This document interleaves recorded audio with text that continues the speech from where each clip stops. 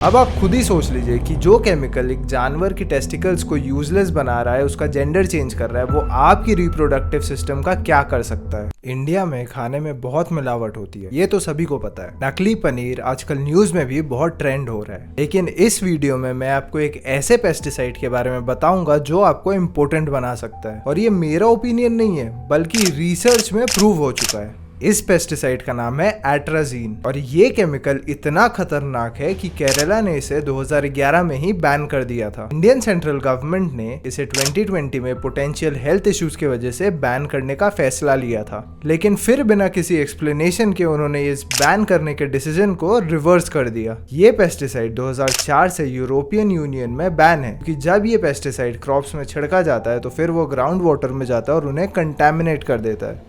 और अमेरिका में भी इसे बैन करने की बात चल रही है, लेकिन हम लोग के खाने में ये भर भर के छिड़का जा रहा है। तो इस वीडियो में मैं आपको बताऊंगा एट्राजीन के साइड इफेक्ट्स और कौन कौन से फूड आइटम्स में ये छिड़का जाता है, जैसे कि आप उसका कंजम्पशन कम कर पाए। तो सबसे पहले हम बात करते हैं साइड इफेक्ट्स की। साइंटिफिक स्टडीज के according atrazine prostate cancer, breast cancer और रिप्रोडक्टिव हेल्थ इश्यूज से बहुत स्ट्रांगली लिंक्ड है। इसी के साथ एट्राजीन कोजेनिटल डिसेबिलिटीज, यानी कि ऐसी कंडीशन जो बच्चों को माँ के पेट में ही हो जाती है और जो लाइफ टाइम उन्हें बर्बाद कर सकती है, और उससे भी ये केमिकल काफी स्ट्रांगली लिंक्ड है। लेकिन जो सबसे शॉकिंग स्टडी जिसे पढ़ के मुझे पता चला कि ये केमिकल कितना डेंजरस है, वो 2010 में यूनिवर्सिटी ऑफ कैलिफोर्निया में की गई थी। इस स्टडी में ये बताया गया कि जिस तालाब के पानी में एट्राजीन प्रेजेंट था, उसमें 75% ऑफ फ्रॉग्स कैस्ट्रेट हो गए, यानी कि उनके टेस्टिकल्स ने कंप्लीटली काम करना बंद कर दिया। 10 में से एक का तो जेंडर ही चेंज हो गया, यानी कि वो मेल से फीमेल बन गया। और सबसे डरावनी बात ये थी कि इस पानी में एट्राजीन बहुत कम क्वांटिटी में था। इनफैक्ट सेफ्टी स्टैंडर्ड्स के हिसाब से जो एक्सेप्टेबल लिमिट है उससे भी ये कम था। अब आप खुद ही सोच लीजिए कि जो केमिकल एक जानवर की टेस्टिकल्स को यूजलेस बना रहा है, उसका जेंडर चेंज कर रहा है, वो आपकी रिप्रोडक्टिव सिस्टम का क्या कर सकता है, वो भी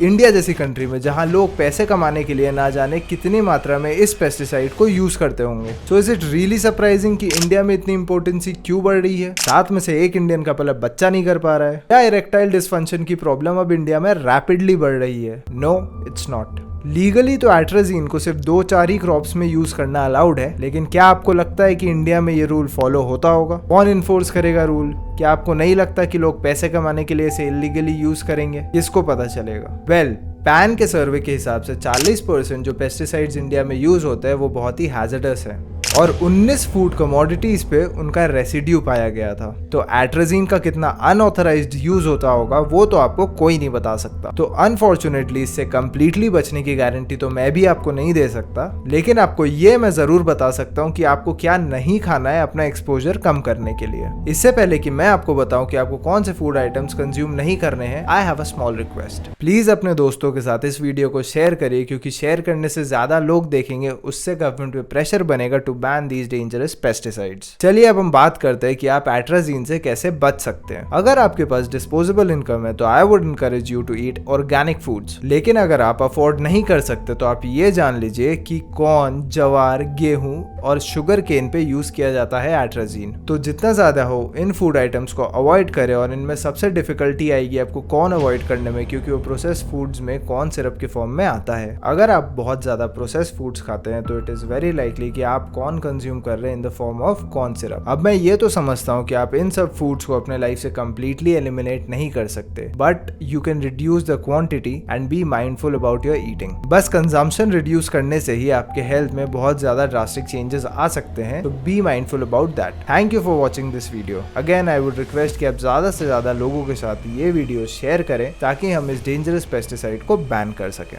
अगर आपको ये वीडियो पसंद आया तो please like and subscribe to my channel, और अगर आपको वीडियो नहीं भी पसंद आया तो आप डिसलाइक कर सकते हो, और कमेंट्स में मुझे प्लीज बता दीजिएगा कि आपको क्या नहीं पसंद आया।